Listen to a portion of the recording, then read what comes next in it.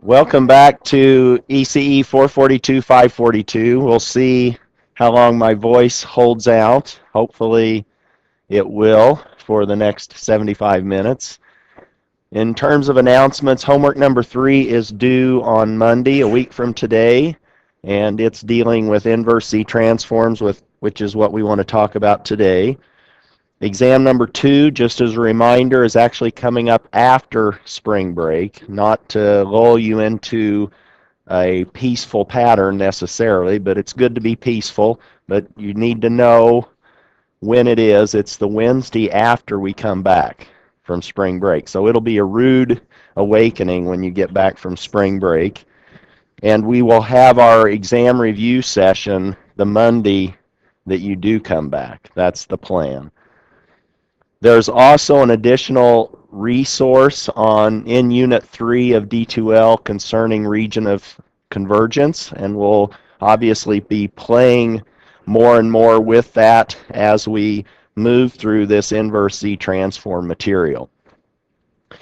We'll go through some examples, and then we'll look at different topics concerning the region of convergence in terms of what are the patterns with respect to the poles, what kinds of patterns of region of convergence can we have, and really we have the 3 general patterns, but those can be modified a little bit to exclude extreme points. But if we have a region of convergence that's going unbounded from the exterior of all of our poles, then that's causal. But if we modify that and don't allow the region of convergence to include infinity, then we can actually have a right-sided time domain response, and that simply means we've now gone a little bit more into the negative with some finite values or a finite number of negative indices. The same or a similar discussion goes with anti-causal. Anti-causal is the disk inside all of our poles, and there if we remove the extreme point in that disk, which is right at the origin, then that allows us to do left-sided versus anti-causal. Left-sided means we can venture over into the positive indices a finite number of terms. And finally, we have our two-sided sequence, which corresponds to an annular region of our region of convergence. Then we've talked about bounded and unbounded responses, and some people were a little bit confused. Maybe they said, well, before exam 1 we were focused on poles inside the unit circle being stable, and now in the last lecture we just kind of changed all of that. Well, what we changed is now we've changed the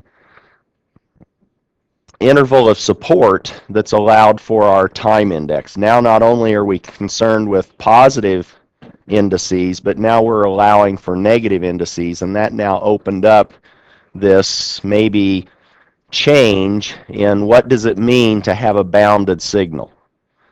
But if we deal with a causal system, and a causal system in that sense, just think about kicking a system and then it responds, that's a causal system. That's when we need to worry about the poles being inside the unit circle, because our region of convergence for a causal system goes out from the largest pole from the origin.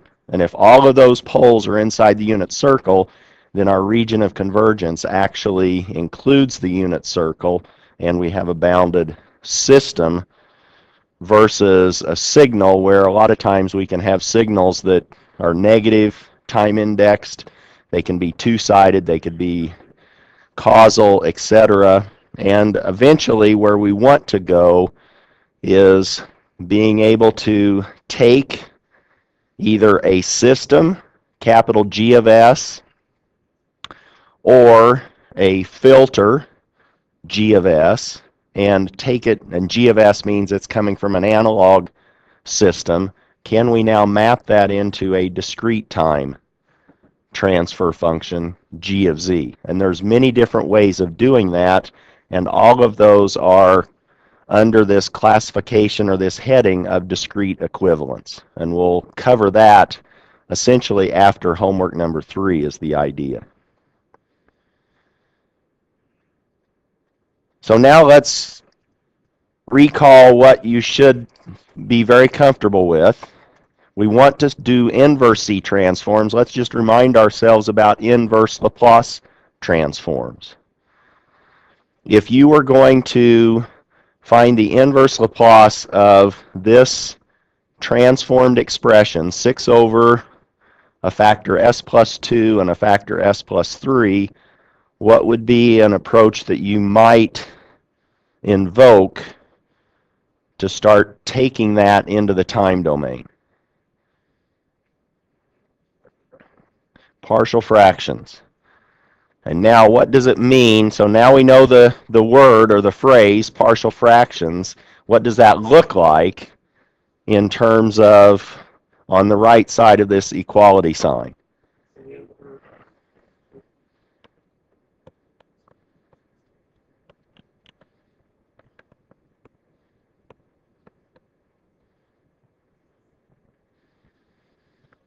Now you already know that this should give rise to a stable response if we're dealing with a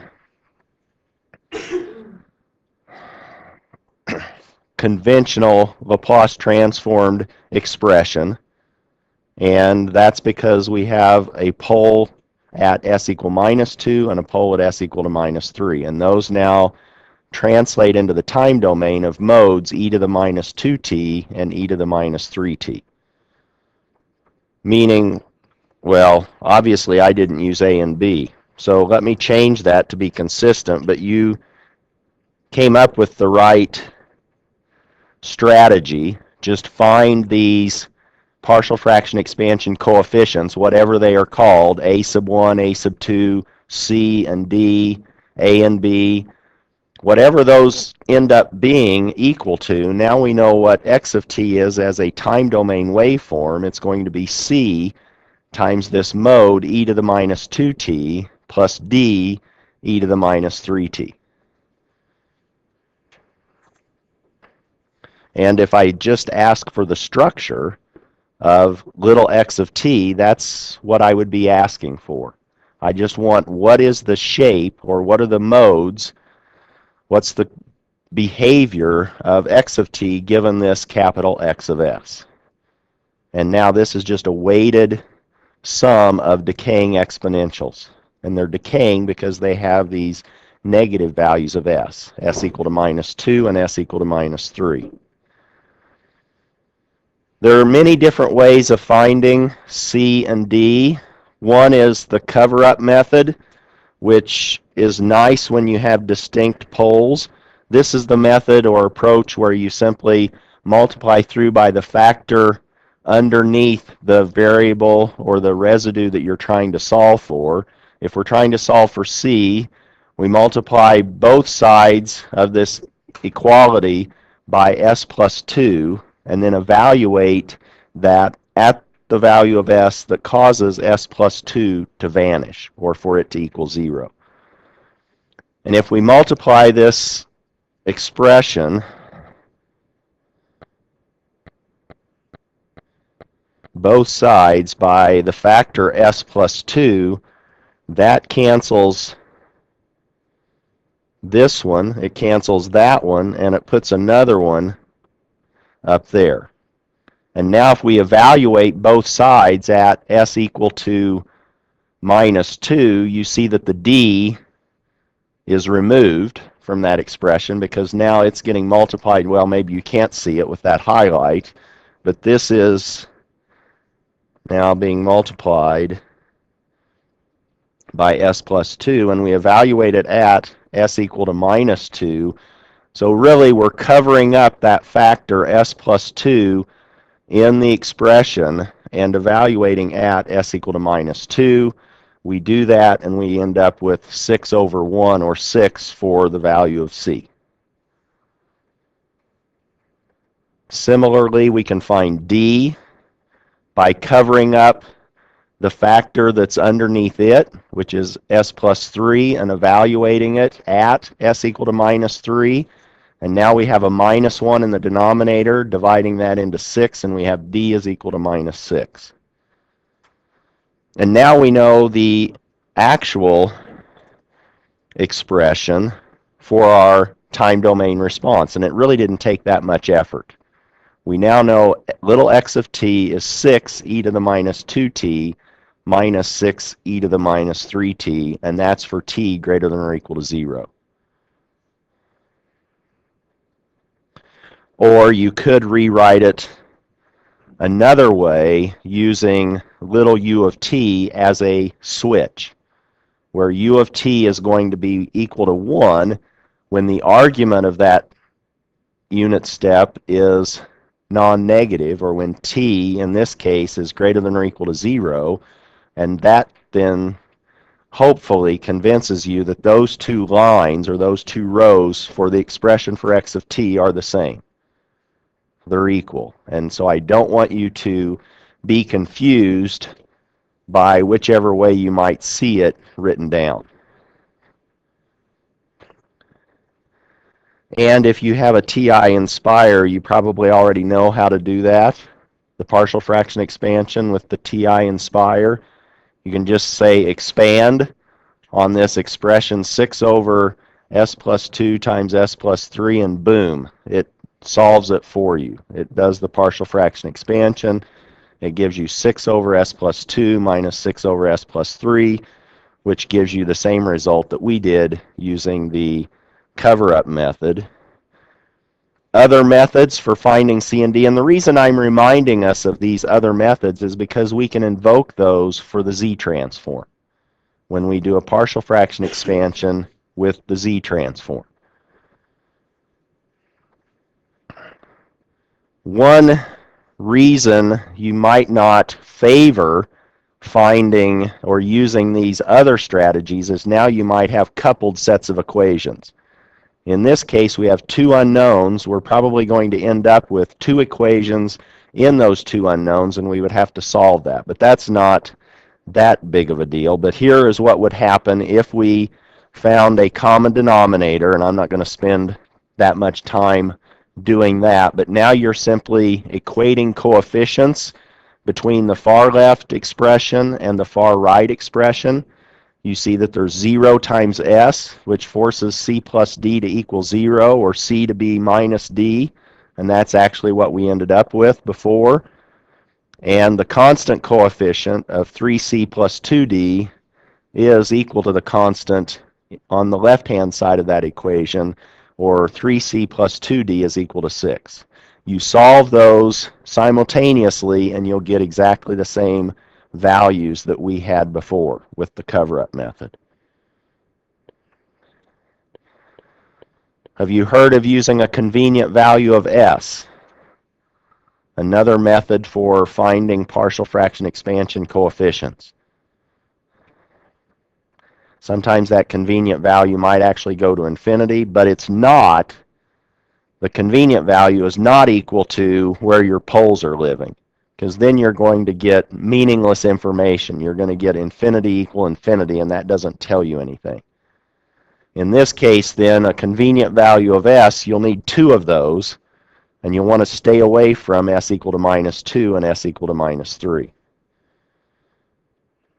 Here are a couple. And convenient is really what allows for this expression or these expressions to be easy to evaluate. That's what's meant by convenient. Convenient could be in quotes. But here I picked s equal to 0, and that may not be convenient for you. Maybe you want it to be something else. That's fine. But you pick two different values for s, and again you will get or obtain two equations in the two unknowns c and d, and you'll see that c and d equaling whatever they were, 6 and minus 6, solve those two coupled equations. That's trying to bring back our thought process in terms of how do we do inverse Laplace, how do we do partial fraction expansion? Because now we can rely on that to do inverse Z transforms.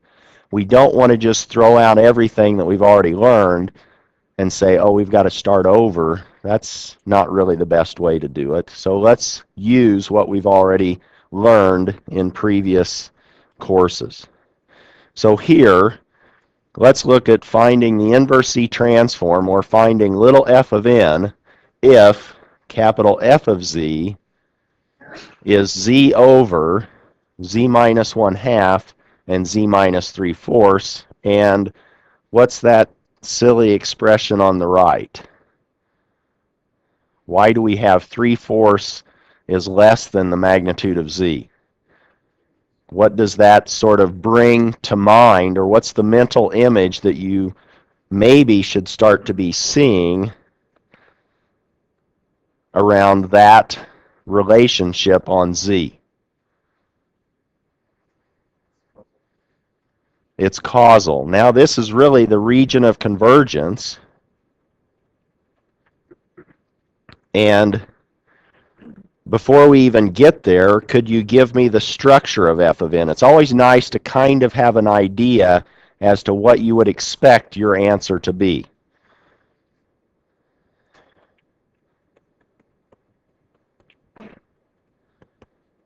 What would you expect the structure to be for little f of n, or is there any way to even guess that from what you have in front of you?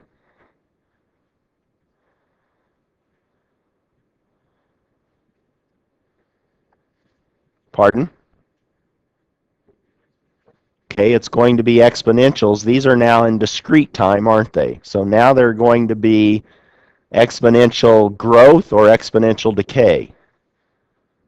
Well, maybe we don't know yet. So I'm not asking that yet. You're just saying that they're exponential, which means that I have, let's say, alpha 1 times 1/2 to the n plus alpha sub 2 times 3/4 to the n. And somebody's already given away what that region of convergence corresponds to, but in this case, if this is now our z-plane, we have a pole at 1/2 and a pole at 3/4, and where is our region of convergence? It's outside both of those poles, isn't it?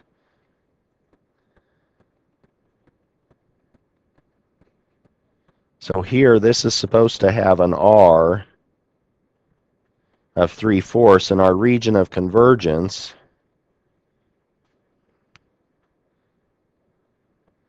is outside of that. And this now says, what about when, what values of n, what indices is this little f of n valid for, based on this region of convergence?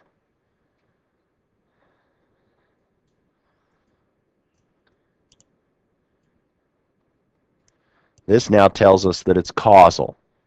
So now we know when n is greater than or equal to 0, and, or I'm sorry, now you know n is greater than or equal to 0 in this structure. And if you start plugging in positive values for n, what happens to little f of n as a function of time? Does it start expanding, or does it start contracting?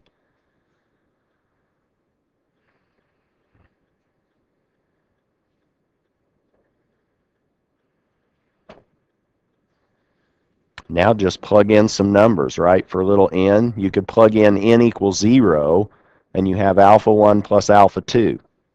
Then the next one, n equal 1, you have 1/2 times alpha 1 plus 3/4 alpha 2, and you're collapsing from where you started. So this now tells us, one, we could say just by examination that this is now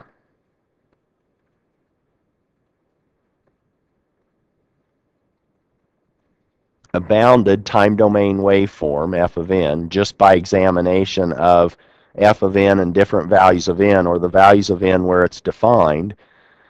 But you could also examine the region of convergence relative to the unit circle. If you sketched the unit circle,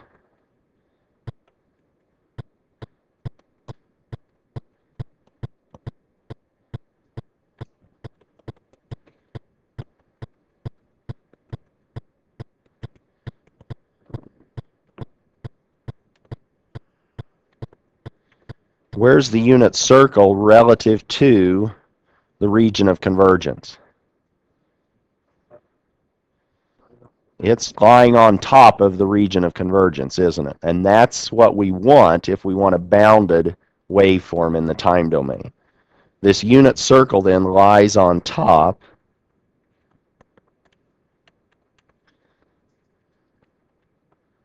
of the region of convergence, and this and that are now connected. Now what we want to do is figure out how do we find these alphas, alpha 1 and alpha 2. We want to be able to find those coefficients in order to take this specifically back into the time domain. And if we go into a table of z transforms where they're polynomials of z,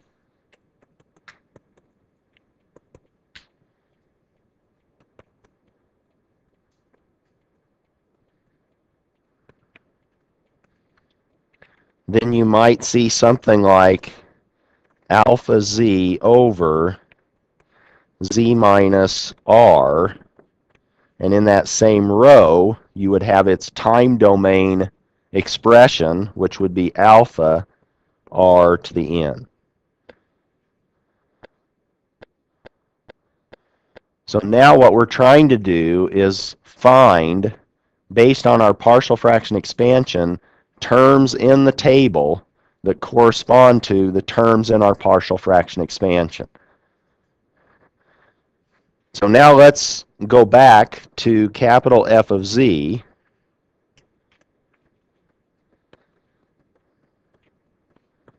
and actually try to perform a partial fraction expansion directly on capital F of z. So if we now start to, or look at performing a direct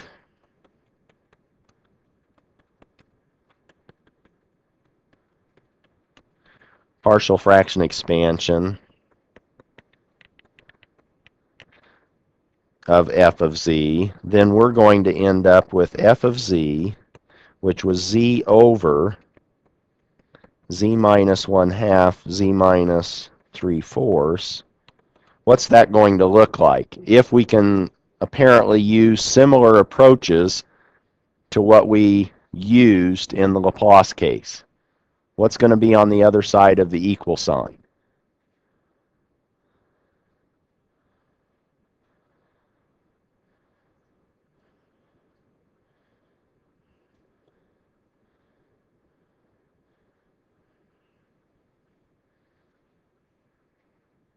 If this is what we had before in the S domain, what are we going to have now in the Z domain?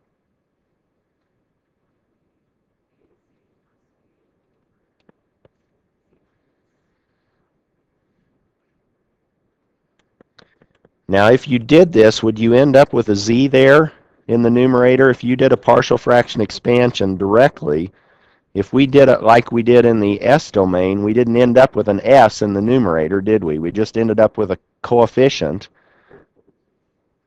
So now what we're going to have to do, what I'm trying to convince you of, is we have to do something a little different. We have to modify just a direct Z transform, just a direct partial fraction expansion of the Z transform expression. Because this is what we would get, and this particular entry does not look like that because of that Z. So we couldn't match up we couldn't match this with a pair in a generic Z transform table. So we have to do a slight modification of our z transform f of z in order to ensure that we end up with a z in the numerator of both of those terms on the right-hand side. So what we want to do is, in fact, not work with capital F of z, but work with f of z over z. And we can do that because we have a z right there in the numerator, or we have a z at the origin. I'm sorry, we have a 0 in our transfer function. Z at the origin causes f of z to vanish. Or what we want to do now is we want to work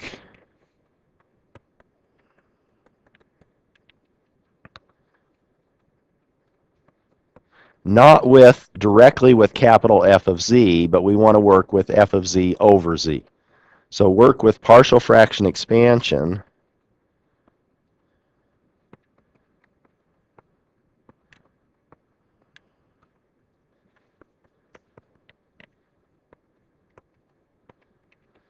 of f of z over z.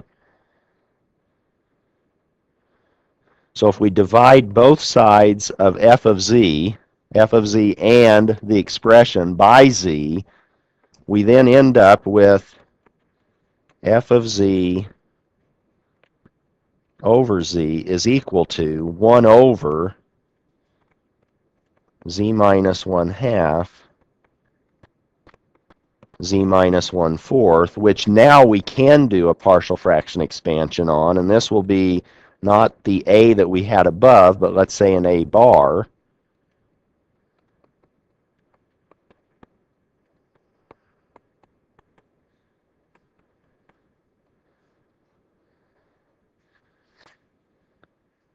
If f of z over z gives us this on the right, now we can multiply both sides through by z and we'll have what we want. We'll have the structure that we want, which is some number z over z minus r.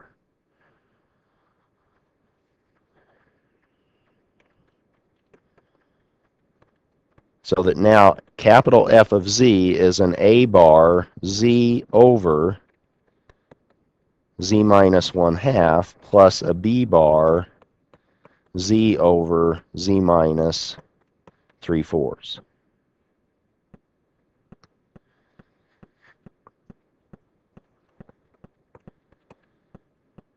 Is it now possible to find what little f of n is going to be structurally? Now it's exactly like we've done before. It's going to be an a bar 1/2 to the n plus a b bar 3/4 to the n, and because our region of convergence was going out from all of the poles, we had a causal time domain waveform, and so now we know that this structure is true for n greater than or equal to 0.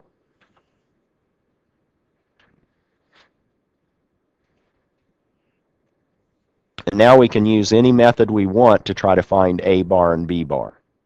We can use the cover-up method, which, if we have distinct roots, allows us to obtain a bar and b bar in just one equation. It doesn't couple the equations together, and that's why we usually like the cover-up method.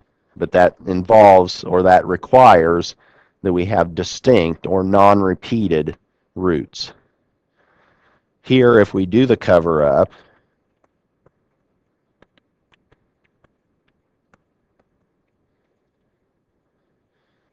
then a bar, if we go back to how it's defined, we cover up z minus 1/2 and we evaluate what's left, 1 over z minus 3/4 at the value of z that causes that z minus 1/2 to vanish, or when z is equal to 1/2. A bar is then 1 over z minus 3/4 with z equaling 1/2.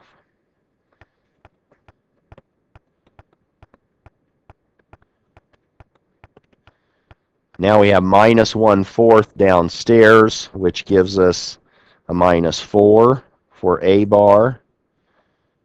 B bar we can find in a similar manner. We cover up the factor underneath the B bar on the left-hand side, which is the factor Z minus 3/4, and we're left with 1 over Z minus 1/2.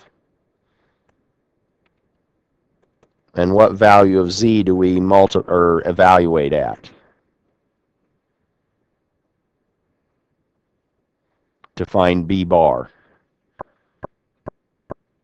Now we evaluate it at that factor underneath B bar, or what makes that factor vanish, or Z is equal to 3/4.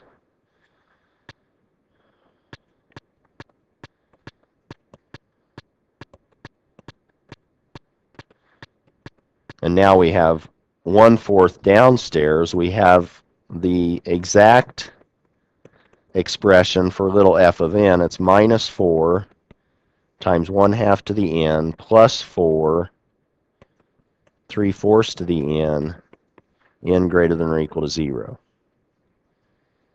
And if you can't remember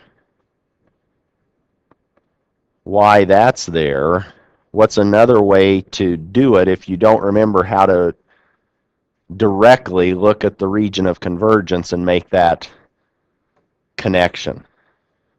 What did I say we probably need to remember relative to capital F of Z?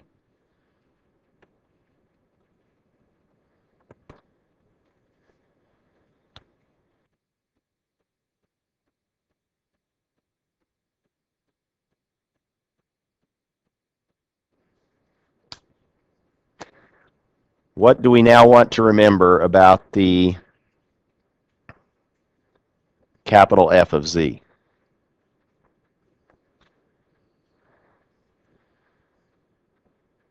We want to compare the region of convergence with the series expansion or the definition of capital F of Z. If we've forgotten where this n greater than or equal to 0, or where this causality condition comes from.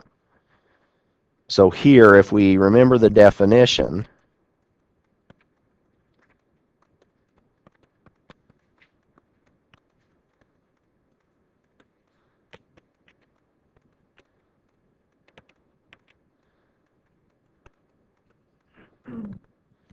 and why are you doing this? Well, you're buying yourself time in an interview to try to come up with the explanation.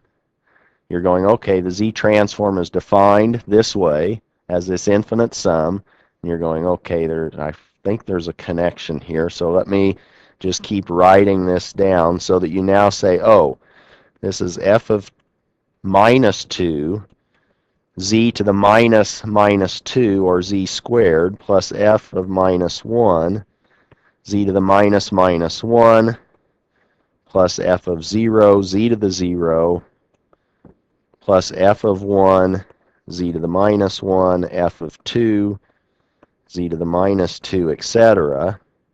And now that you have this series expansion for capital F of Z, now you can go back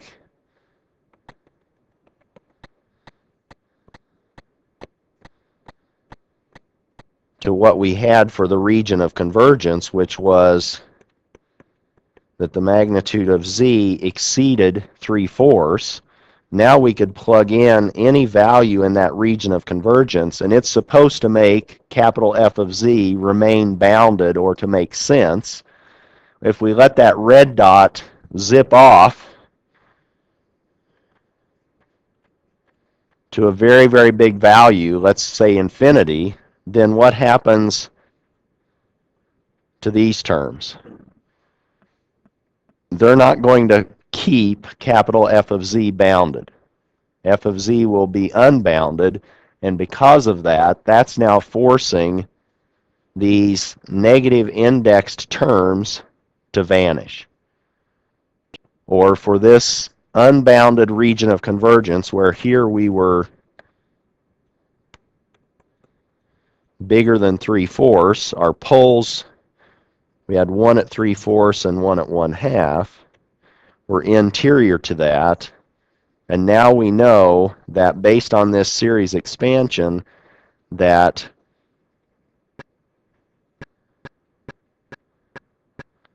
this was the justification or the reasoning behind or the why, the answer to the why question of y is n greater than or equal to 0. And you sort of convinced yourself of that based on this series expansion.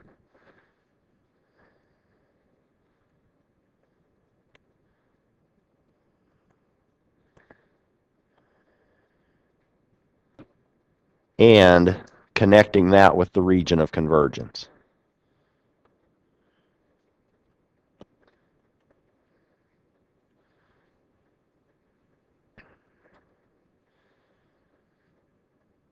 And if your calculator behaved in 320 for the Laplace, it actually behaves for this class, 442.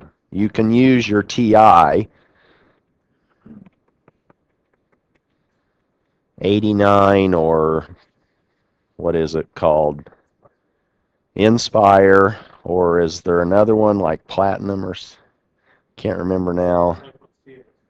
Yeah, the CAS calculators. The 89, right? Yes, so we don't want just the CX Inspire. We want the CAS, the computer algebra system. So we want it to be doing things symbolically so that now if we said something like expand 1 divided by z minus 1/2 times z minus 3/4, and let me go ahead and say that that's, I always like to use more parentheses than maybe I need.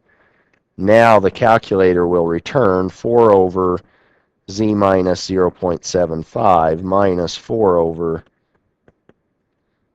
z minus 0.5. And we have our answer. So if you've paid the money for the calculator, you might as well learn how to use it. Or use it to its advantage, or to your advantage. That was a one-sided time domain expression. F of n was causal. What if we had annular regions of convergence?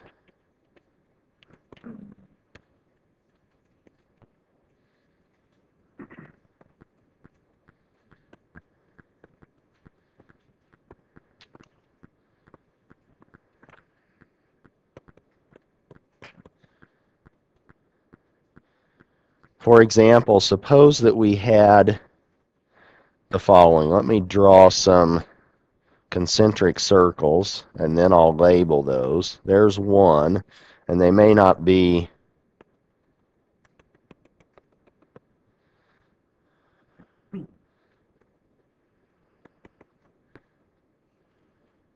proportional, but let's say that we now had a pole here at 3 and another pole here at 1/2.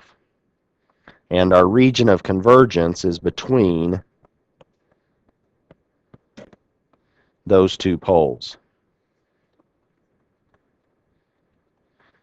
Or the absolute value of z in the complex z-plane is less than 3 and bigger than 1/2.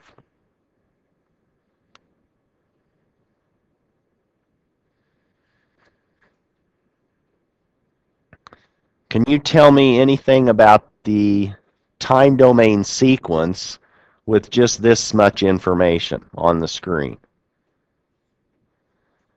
What can you tell me about the time domain sequence? Pardon? Bounded. Why can we say it's bounded? So now if we sketched the unit circle in here,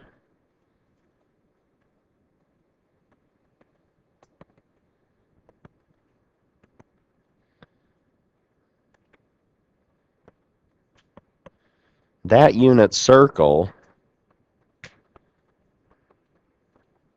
lies on top of the region of convergence. And so now we know our f of n or x of n, whatever we label that time domain sequence with, is bounded.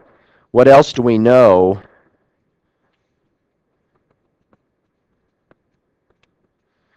about that sequence? Do we know anything else?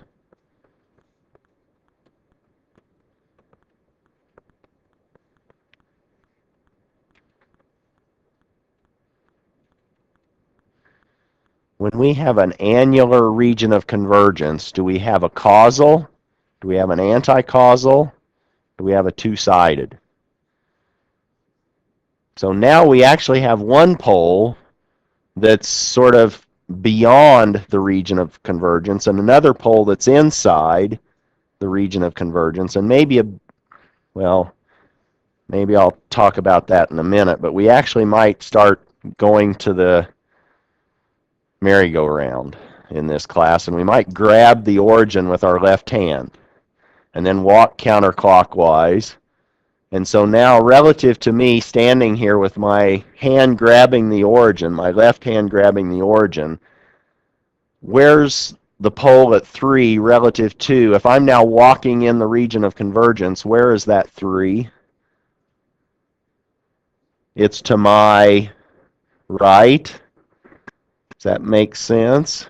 So if I had a pole at -3 and I walked all the way around, where would that pole still be if I'm holding on to the origin with my left hand? It's always going to be to my right, isn't it? So it's out. If I say outside, they're going to say, well, that pole at 1/2 is outside the region of current. I don't know how to best phrase this, so that's why I said let's get on the merry-go-round. So now if we grab the origin with our left hand and walk around inside the region of convergence, now where's 1/2 relative to me if I'm standing in the region of convergence? It's now to the left of the region of convergence. And it doesn't matter if that 1/2 was at 1/2, 1/2 j, -1/2, it's still on the left of the region of convergence. Does that make sense if I use that description? All right. So now let's go the other way. Instead of trying to go from f of z immediately to little f of n, let's just compute an f of z from an f of n, if we know it's two-sided.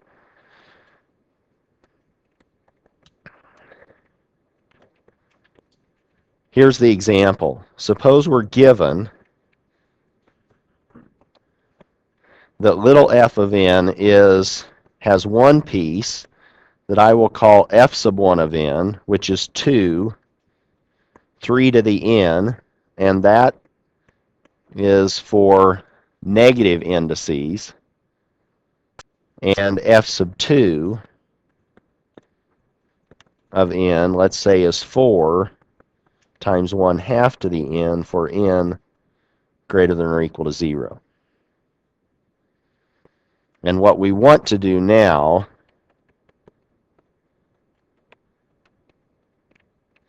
is find f of z. And I hope what's clear, one is this is one of our modes corresponding to a pole, and this 1/2 is another mode corresponding to another pole. Maybe what we haven't yet figured out is why is one anti-causal and one is causal, but we'll work through that as we go. But now let's just see what we end up with. And where are the poles relative to the region of convergence? They're not in the region of convergence, are they? They're on the boundary. They're bounding our region of convergence. So our poles are never in the region of convergence.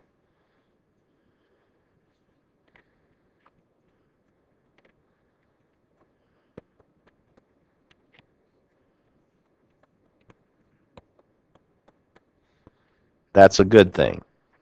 So now let's see if we can find capital F of z. And the way that we're going to do it is in two pieces because we know the z transform is a linear operator, or a linear operation.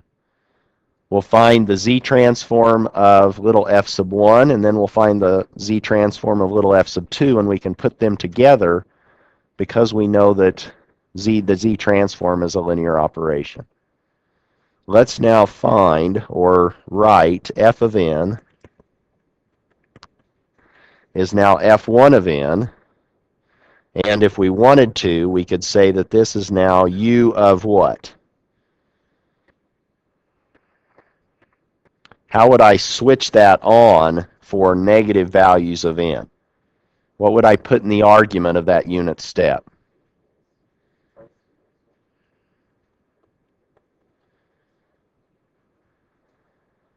So now when n is equal to minus 1, what happens to that argument?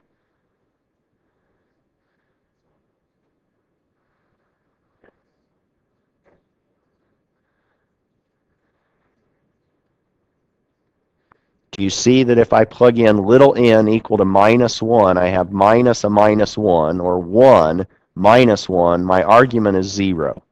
What if I plug in n equal to minus 2?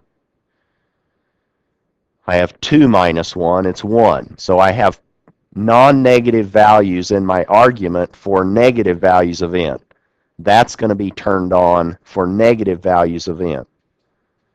Then I can say that this is plus f sub 2 of n, u of, and this is the easy one, u of n, because I need that switch to be on for non-negative values of n.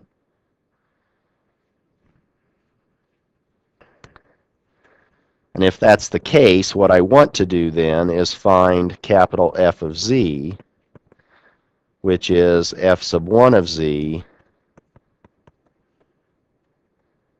plus f sub 2 of z.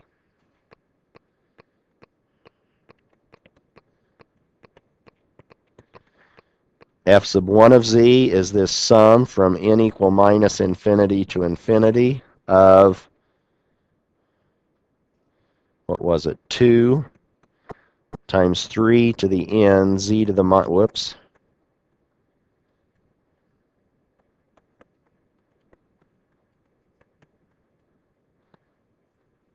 Is that what it was?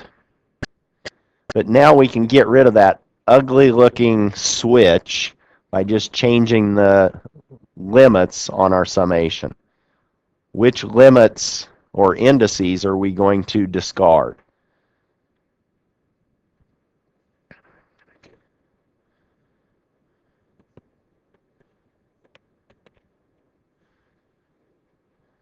We need to keep the negative ones, right? So we're now going from minus infinity to minus 1 of, and let me pull that 2 out front. I now have 3 to the n, or is it okay if I just say 3 over z to the n? Since I had z to the minus 1, and I can take care of that minus 1 by putting it downstairs. And now, if I could find what this is, let's say s, then I'd basically be done with finding capital F sub 1 of z. So all I have to do is scale it by 2 if I can find capital S. S is now, starting with minus 1, is 3 over z to the minus 1 plus 3 over z to the minus 2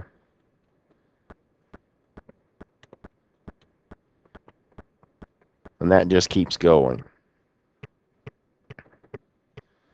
When is that series, when is that infinite sum going to be well behaved?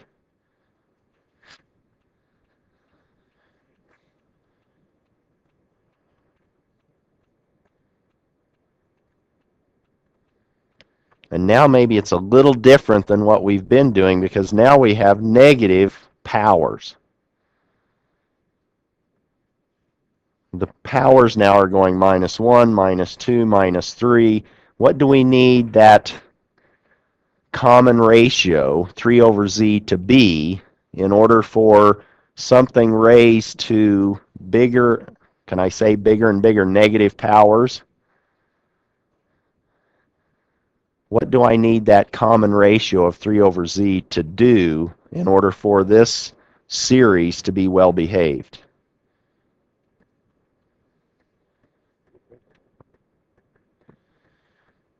There's my common ratio.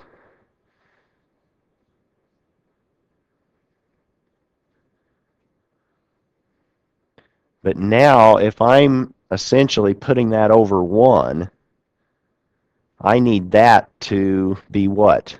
Bigger than 1, so that everything keeps shrinking as I go further and further to the right, or having that 3 over z to -4, 3 over z to the -5. I want that quantity, 3 over z, to be bigger than 1. And if that's not clear, change the index. Let L equal -1, keep the power positive, and just say, oh, it needs to be less than 1. But here, because our powers are negative, this common ratio needs to be bigger than 1.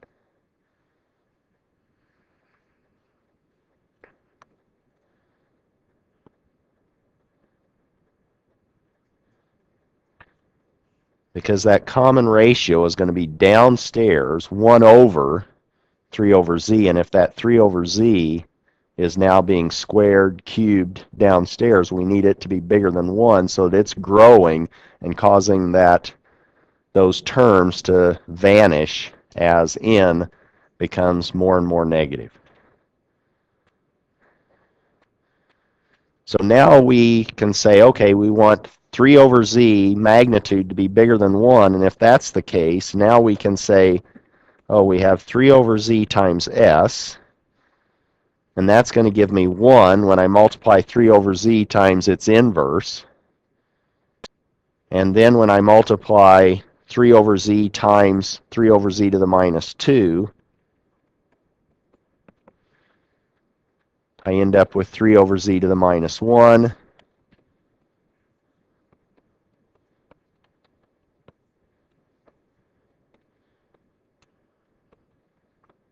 And now we're at the zoo, right, with our tail. We now have these tails looking the same, and if we compare the top row to the bottom row, by compare I'm saying subtract the bottom row from the top row, we can essentially get rid of that tail, and we have 1 minus 3 over z times s equaling,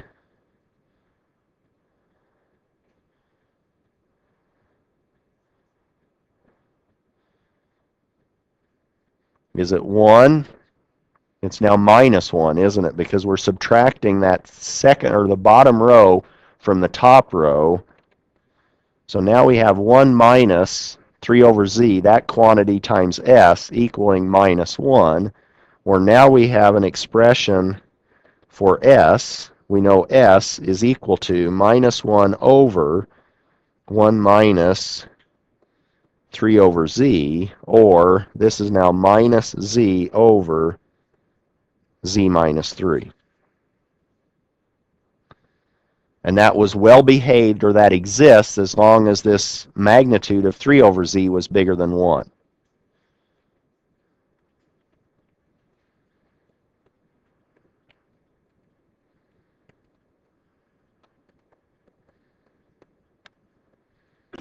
So now we can solve that, or say the quotient is equal to the magnitude of the quotient is equal to the quotient of the magnitudes, and scale or multiply both sides by the magnitude of z, and now we can see that z is going to be less than, in magnitude, less than 3. And so now our region of convergence is,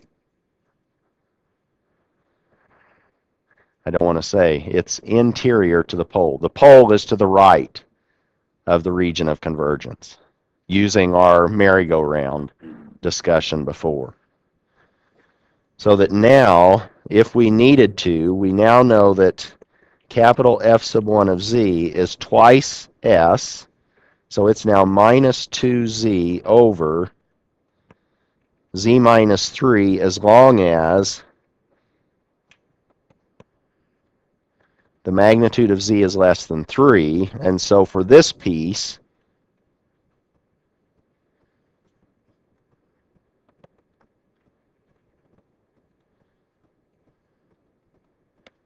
if we only had this piece to worry about, we would be looking at something like that for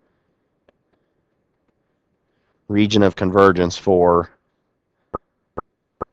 sequence or waveform f sub 1.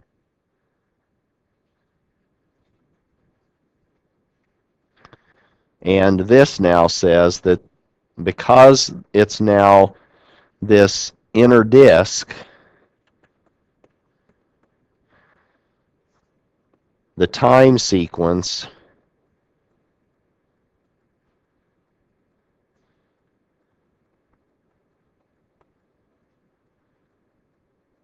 is anti-causal.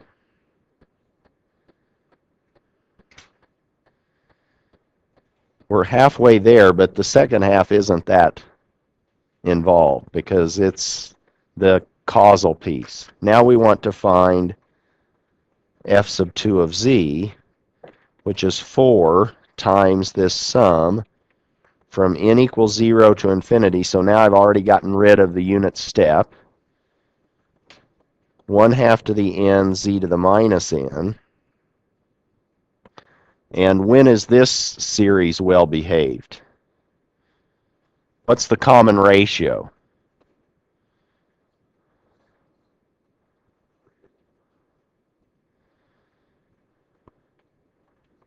Is that our common ratio?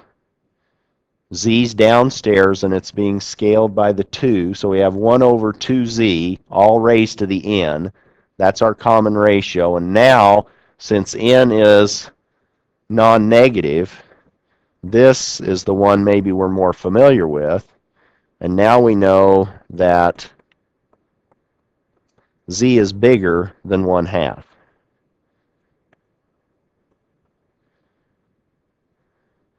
And what is f sub 2?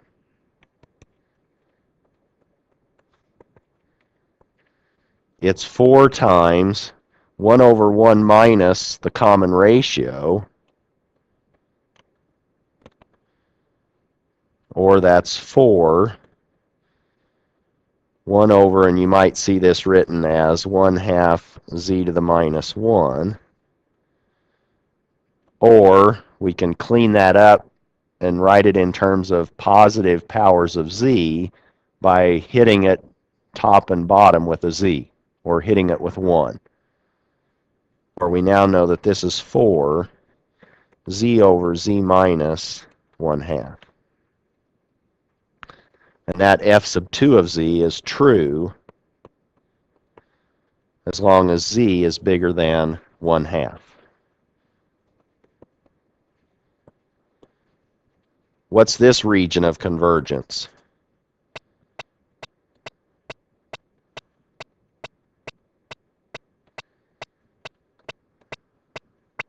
For this piece, for f sub 2, it's beyond the pole at 1/2.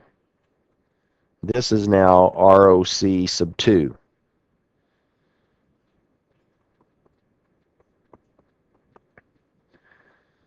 And what do we need for the region of convergence for f, which is the sum of f sub 1 and f sub 2?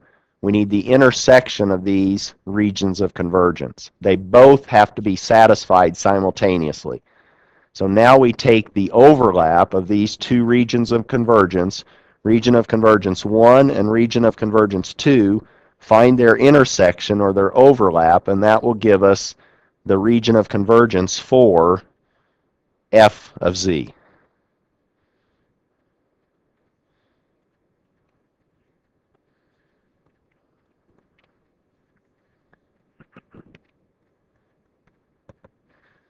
this is going to then be ROC1 intersect with ROC2. ROC1, this was Z less than 3, magnitude of Z less than 3. ROC2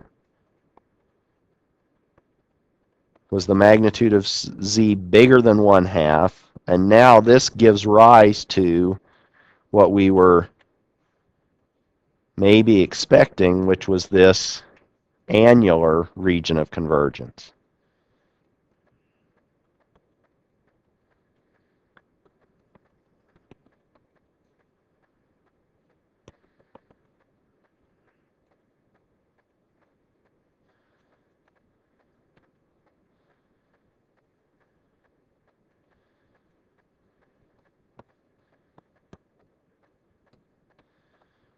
And hopefully you can draw a circle better than that even without a compass.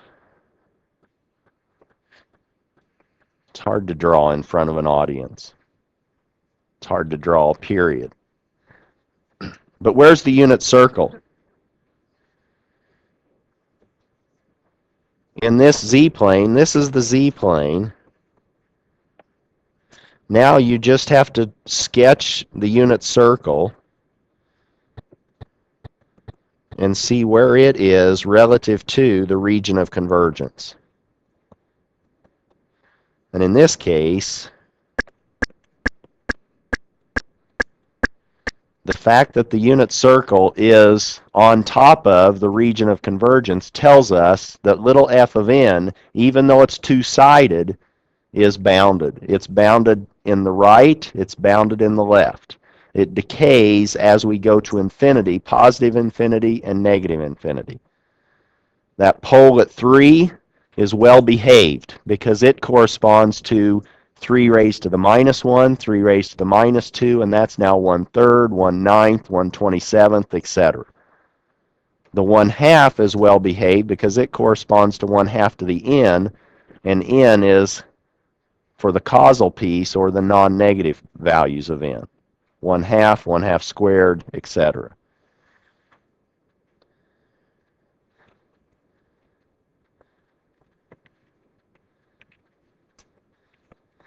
And if I ask you that question, is f of n bounded, you could now say yes, and the reason is because the unit circle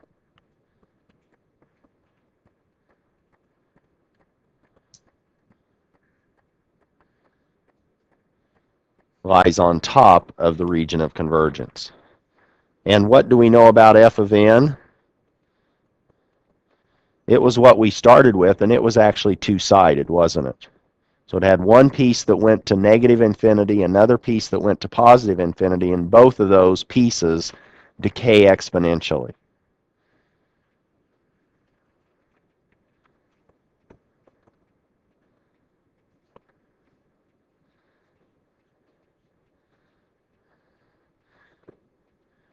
Now, you can have fun all you want, right? We have fun on Friday nights by drawing pictures.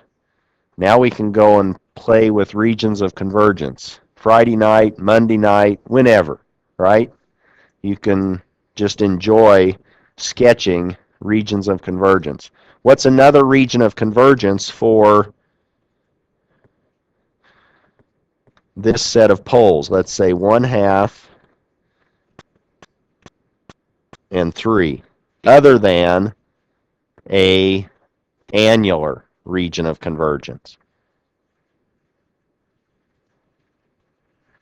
Here's a z-plane. Do you see that there's actually 2 other regions of convergence for options?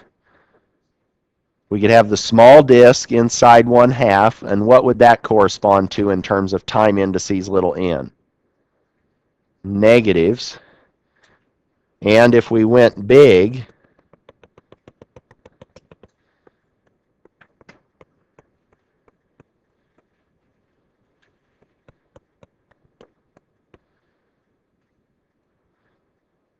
Now what do we have? Here's another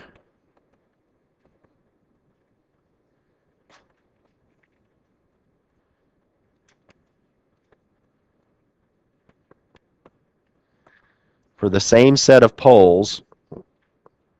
What's the structure, let's say, of W of n for that particular set of poles? What's the structure? And that's not requiring a lot of crunching to come up with. Now you simply have to say, where are my poles? Those give me my modes. Each of those modes is raised to the n.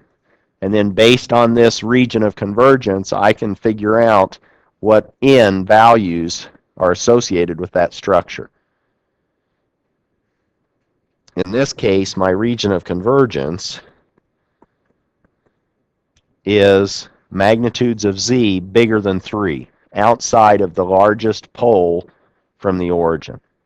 What's W of n structurally?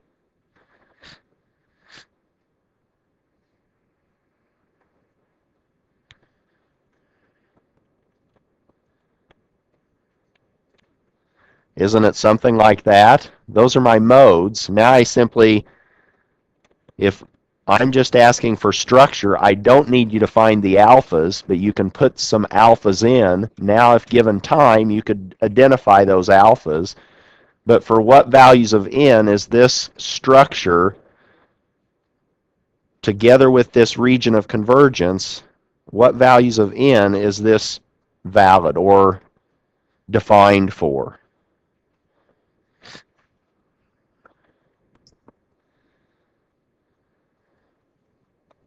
So now we need n greater than or equal to 0.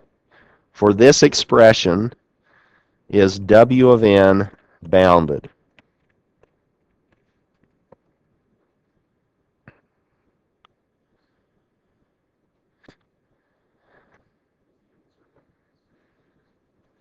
So now you could answer this two different ways, couldn't you, this question? You could say, let me sketch the unit circle in this z-plane.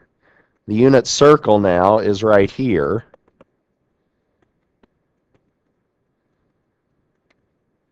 And that's definitely not on top of the region of convergence. Or you could simply start plugging in particular specific values of little n in this range where it's defined. 1, 2, 3. And what happens to 3 squared, 3 cubed? It just keeps going. The 1/2 is well behaved. But it only takes one bad apple to spoil the whole bushel. Here it just takes one pole to spoil everything. You just have to have one pole going unbounded and everything goes unbounded. So in here, is W of n bounded? No. And there's a couple of different reasons, but W of n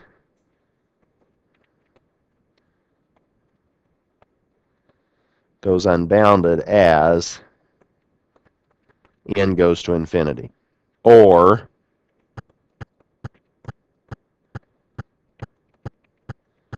the unit circle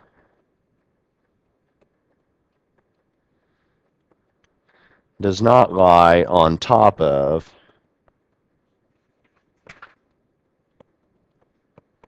the region of convergence.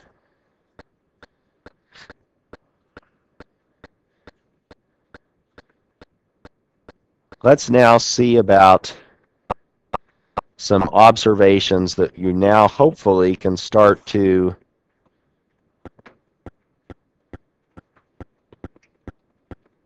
justify or think about based on these examples that we've just worked through. And here, let's look at a generic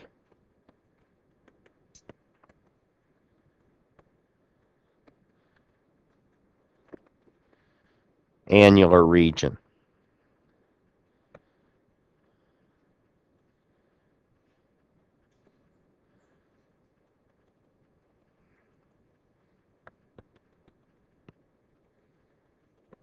Ugh. Those are supposed to be concentric circles. Okay. May not look like it, but use your imagination. Now let's put some poles relative to this, and now my region of convergence is annular. And suppose I have, let's say, pole 1, pole 2. This is the z-plane.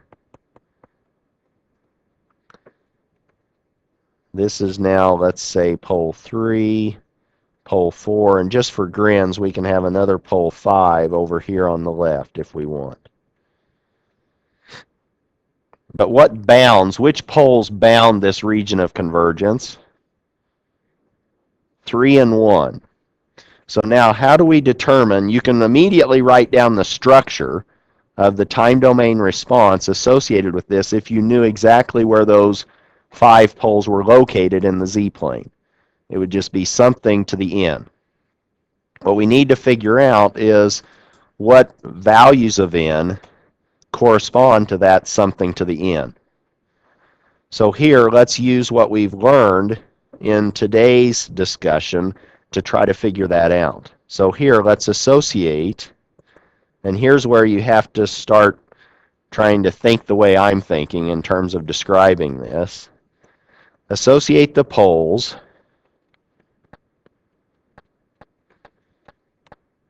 larger than or beyond, or what we've talked about before, to the right of the region of convergence. If we were on our merry-go-round and we grabbed the origin with our left hand, associate the poles larger than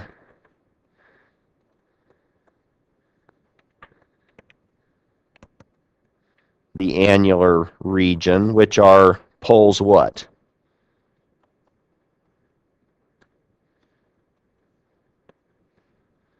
Any more? And 5. We have to keep going or look all around, and 5 is also to the right of the region of convergence. And now what's the value of n where this is true? And what you can do now is you can say, forget 3 and 4. Let me just look at the extreme case and shade the entire thing that's interior to poles 1, 2, and 5. And what time index did n correspond to when you had a central disk for your region of convergence? Do you see what I'm asking you to try to envision? Forget 3 and 4 and just shade them in for now. We want to know what values of little n will 1, 2, and 5 correspond to. And now that corresponds to a region of convergence of just an interior disk. And what was that corresponding to? Negative n's. So now we know that poles 1, 2, and 5 are associated with n less than 0. So the region of convergence is interior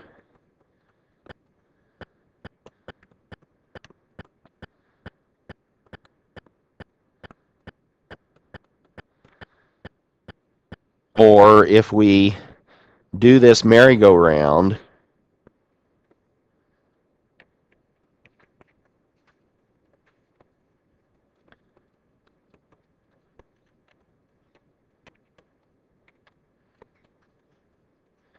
now don't go home and tell everybody you were playing on a merry-go-round in class tonight, but you can if you want. You might get some weird looks. But now you're doing what? You're playing with a merry-go-round so that you can figure out the region of convergence. And they're going to go, I never found that on my merry-go-rounds. And you can say, that's right. You probably got dizzy on your merry-go-round, and I no longer get dizzy thinking about regions of convergence because I now put them on a merry-go-round, right? But if this is now grab the left hand of the origin, the poles are where? They're to the right. Ugh.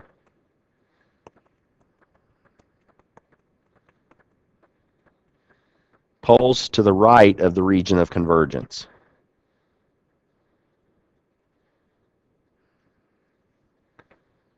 And now we know the counter to that. Now we can look at 3 and 4. And the poles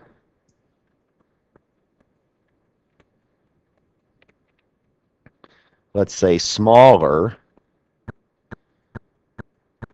than or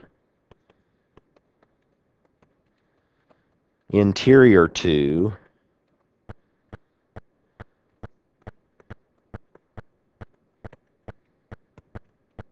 the annular region, and that corresponds to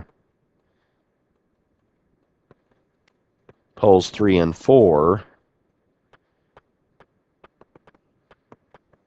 with now n non-negative.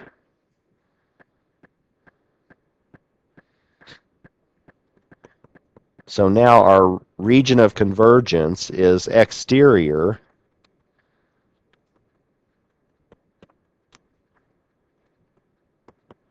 So use whichever description you find more intuitive, or again with the merry-go-round,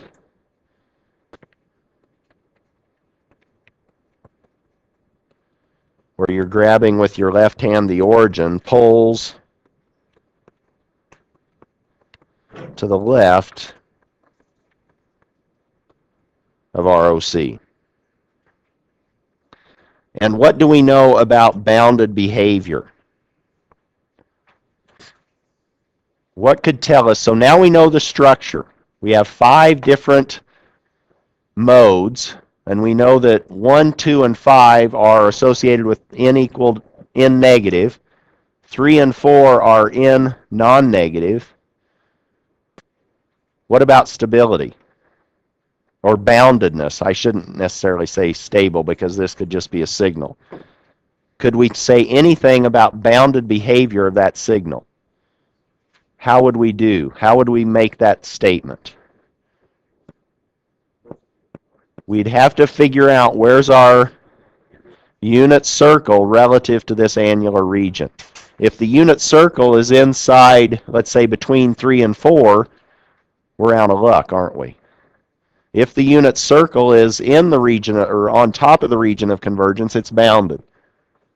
So now, if we had markers on that region of convergence or labels, we could identify where the region of or where the unit circle is, and that would tell us the bounded behavior of our response. Thank you for your patience with allowing me to go a little bit extra, and I'll write that down after you've gone.